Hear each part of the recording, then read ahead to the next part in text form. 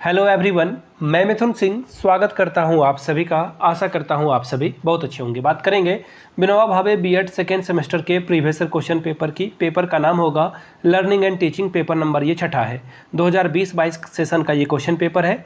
वैसे मैं बता दूं टोटल 8 साल के PYQ learning and teaching assessment for learning, इसके अलावा जो आपका 2 मेथड पेपर है वो भी, और नॉलेज एंड करिकुलम, तो टोटल सभी का 8 साल का क्वेश्चन पेपर एक ही प्लेलिस्ट में मिल जाएगा जिसका नाम है Vinoba Bhave BEd second semester previous question paper. वहाँ से जाकर आप सारे वीडियो को देख सकते हैं। वैसे मैं बता दूं पिछले 5 से 8 साल के जो भी क्वेश्चन पेपर हैं आपको अवेलेबल करा दिया जाएगा सिर्फ 49 रुपये में, ताकि आप एग्जाम बेहतर ढंग से लिख पाएँ और एग्ज़ाम आपका ढंग से जा सके। इसके लिए एक और टिप्स मैं आपको दे देता हूँ, सारे पेपर की PDF को प्रिंट करा लें और घर पे 3-4 दफ़ा मॉक टेस्ट दे लें। इससे बेहतर कुछ एग्ज़ाम हो ही नहीं सकता है आपका। दूसरी बात, 199 रुपये में आपको सजेशन प्रोवाइड कर दिया जाएगा। अब ये सजेशन क्या होता है? सजेशन यानी कि वेरी वेरी इंपॉर्टेंट क्वेश्चन जो एग्ज़ाम के पॉइंट ऑफ व्यू से बहुत इंपॉर्टेंट है। एग्ज़ाम में आप अच्छा प्रदर्शन करें, इसके लिए ये जो है सारी बातें मैंने आपके साथ साझा की। 199 रुपये में पेपर आपको जो है 3 ग्रुप का पेपर मिलेगा, यानी कि कोई भी पेपर हो उसमें 3 ग्रुप होते हैं। Group A MCQ, group B short question answer और ग्रुप सी लॉन्ग टाइप के क्वेश्चन आंसर, ये आपको प्रोवाइड कर दिया जाता है। याद रखिएगा क्वेश्चन का जो सोल्यूशन है वो हिंदी इंग्लिश दोनों में, जिसमें आपको चाहिए होगा उसमें आपको प्रोवाइड कर दिया जाएगा। यहाँ से मेरी email ID आप देख लें, yourmithunsingh@gmail.com पे आप मुझे मेल कर सकते हैं। इंस्टा पे अगर आप हो डू फॉलो मी @imithunsingh, वहाँ के आप मुझे व्हाट्सअप कर सकते हैं 7979054474 पे। तो यहाँ से देख लीजिए Vinoba Bhave BEd second semester का पेपर लर्निंग एंड टीचिंग 2022 का सेशन का पेपर आपके साथ में साझा कर रहा हूँ। यहाँ से आप देख पाएंगे Vinoba Bhave BEd second semester learning and teaching का ये पेपर है। 2022 का सेशन था, फुल मार्क्स 80 का 3 घंटे का पेपर था। याद रखिएगा 80 में अगर आप 36 नंबर लाते हो तो इस एग्ज़ाम को आप क्वालिफाई कर जाते हो। चलिए पहले ग्रुप की ओर बढ़ेंगे। ग्रुप ए ऑब्जेक्टिव टाइप का सवाल पूछा गया था, कितने 10, और हर एक करेक्ट जवाब के लिए आपको 2-2 नंबर रिवॉर्ड के तौर पर मिलेगा। पहला क्वेश्चन है which is not correct about learning. अधिगम के बारे में कौन सी बात सही नहीं है। देखिए ये नोट वाले सवाल ना CTET में भी आएंगे, तो इसको ध्यान में रखिएगा। लर्निंग इज डेवलपमेंट, अधिगम विकास है। Learning is acquisition of a skill, अधिगम कौशल का अधिग्रहण है, सही बात है। Learning is modification of a behaviour, यानी कि अधिगम व्यवहार का संशोधन है, ये भी बात सही है। Learning is only acquisition of knowledge, अधिगम केवल ज्ञान का अधिग्रहण है। केवल वाले वर्ड से बचिए, ये आपका इनकरेक्ट है, ये गलत है। ऑप्शन नंबर 4 गलत हो जाएगा, और आपको गलत ही पूछा गया तो ऑप्शन नंबर 4 आपका यहाँ पर सही आंसर होगा। आगे बढ़ेंगे। द वर्ड कंडीशन इज, यानी कि अनुबंधन या कंडीशनिंग शब्द है। रिलेशनशिप द स्टिमुलस, यानी कि उत्तेजनाओं के बीच का संबंध। दूसरा है substituting of organism behavioural with another behaviour, जीव के व्यवहार को दूसरे व्यवहार में बदलना। तीसरा ऑप्शन देखिए क्या है, अकोमोडेशन विथ न्यू स्टिमुलस, नई उत्तेजनाओं के साथ आवास। और चौथा ऑप्शन है लर्निंग थ्रू एक्सरसाइज, व्यायाम के माध्यम से सीखना। तो देखिए मैं आपको बता दूं MCQ के लिए एक अलग से वीडियो मैं आपके लिए प्लान कर रहा हूं, जहां पे लर्निंग एंड टीचिंग का पिछले 10 साल के क्वेश्चन पेपर आपको मैं करा दूं। Question number C, the study of learning is most closely associated with which school of psychology. सीखने का अध्ययन मनोविज्ञान के किस स्कूल में सबसे अधिक निकटता से जुड़ा हुआ है, ये आपको बताना है। पहला है साइको एनालिटिक, यानी कि मनोविश्लेषणात्मक। दूसरा है ह्यूमनिस्टिक, यानी कि मानवतावादी। तीसरा है सोशल, यानी कि सामाजिक।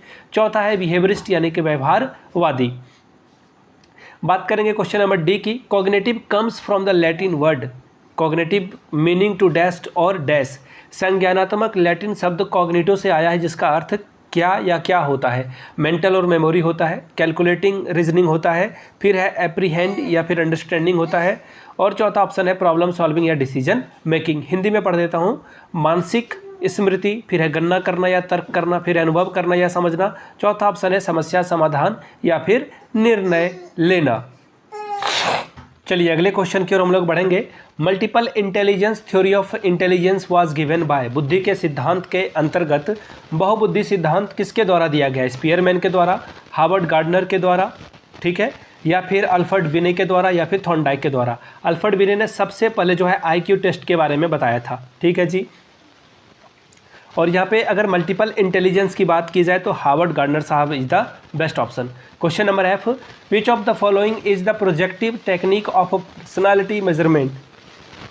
निम्नलिखित में से कौन सा व्यक्तिगत मापन की प्रक्षेपित तकनीक है।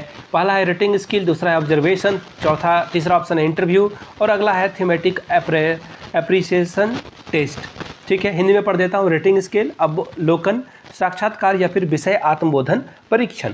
ठीक है, ये सवाल था। आगे बढ़ते हैं अगले सवाल की ओर। Question number G, which type of learning requires higher order mental process like thinking, reasoning, intelligence, etc.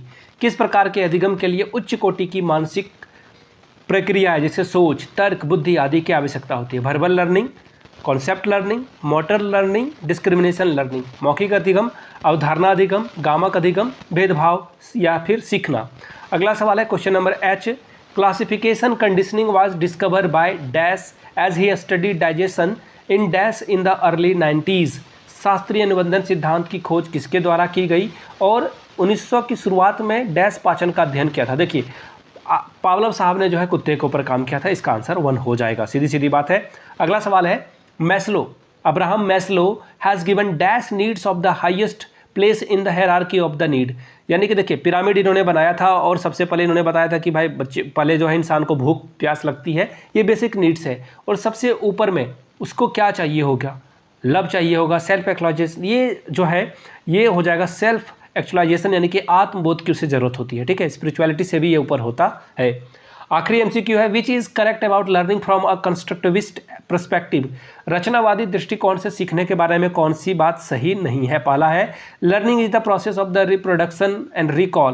Production, सीखना प्रजनन और स्मरण की प्रक्रिया है। पता नहीं, हिंदी से इंग्लिश जब आप करते हो तो ऐसे ही आंसर मिलेगा, उलूल जुलूल।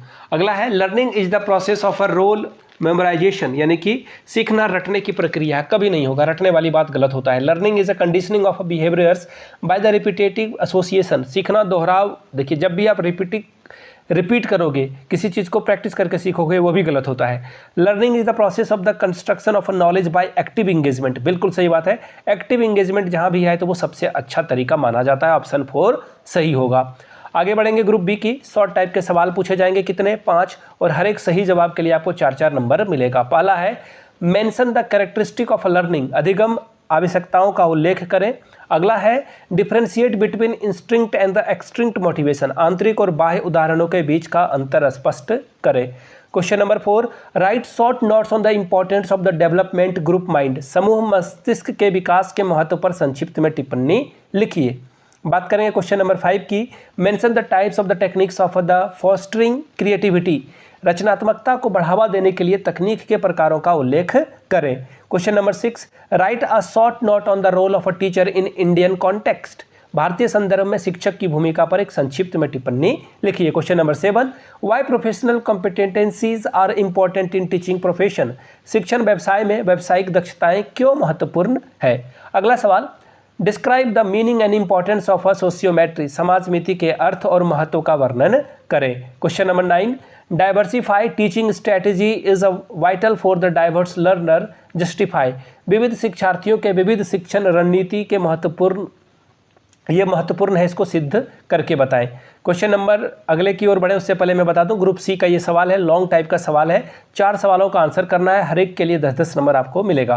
Question number 10, motivation is essential requirement for learning, justify this statement with suitable example, अधिगम के लिए अभिप्रेरणा एक अनिवार्य आवश्यकता है, इस कथन को एक उपयुक्त उदाहरण के साथ सिद्ध करें।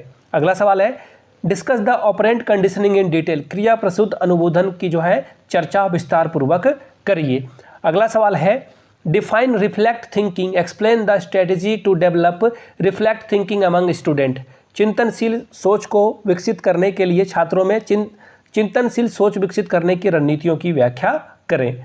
अगला सवाल है, देखिए question number 13, explain the Thorndike's trial and error method of learning along with its educational implication, Thorndike में सीखने की परीक्षण त्रुटि सिद्धांत को इसके शैक्षिक निहितार्थ के साथ समझाएं। Question number 14, attention plays a vital role in the teaching learning process, justify with reference to types of attention, ध्यान शिक्षण सीखने की प्रक्रिया का एक महत्वपूर्ण भूमिका निभाता है, ध्यान के प्रकारों का संदर्भ में जो है पुष्टि करें। Question number 15, differentiate between Pavlov's classical conditioning and Skinner's operant conditioning, Pavlov के शास्त्रीय अनुबंधन सिद्धांत और स्कीनर की संचालक अनुबंधन सिद्धांत के बीच का अंतर स्पष्ट करें। Question number 16, what are the variable in teaching process, briefly describe, शिक्षण प्रक्रिया में चर क्या है, इसका संक्षेप में वर्णन करें। आखिरी सवाल है, describe constructivism, explain Vygotsky's social constructivist theory, along with its educational implication, रचनात्मकवाद को परिभाषित करें, वाइगोस्की के सामाजिक रचनावादी सिद्धांत को उसके शैक्षिक निहितार्थों के साथ समझाएं। तो ये था आपका पूरा पेपर, मैंने आपके साथ जो है इसे डिस्कस कर दिया है। लर्निंग एंड टीचिंग का पेपर पिछले 5 से 7 साल के जो भी पेपर मेरे पास अवेलेबल है आपको सिर्फ 49 रुपीज़ में अवेलेबल करा दिया जाएगा, ताकि आप एग्जाम बेहतर ढंग से लिख पाएँ, समझ पाएँ। दूसरी बात, 199 रुपये में सजेशन मिलेगा, जिसमें जितने भी 7-8 साल के पेपर हैं, 5 साल के पेपर हैं, वो आपको प्रोवाइड कर दिए जाएंगे। साथ ही मेरा सजेशन भी आपको दे दिया जाएगा, ताकि आप एग्जाम में बेहतर प्रदर्शन कर पाएँ। यहाँ से मेरी email ID आप देख लें, yourmithunsingh@gmail.com पे आप मुझे मेल कर सकते हैं। इंस्टा पे अगर आप हो डू फॉलो मी @imithunsingh। बाकी आप मुझे व्हाट्सअप कर सकते हैं 7979054474 पे। वीडियो को यहाँ तक देखने के लिए आप सभी का बहुत बहुत शुक्रिया। Have a good day.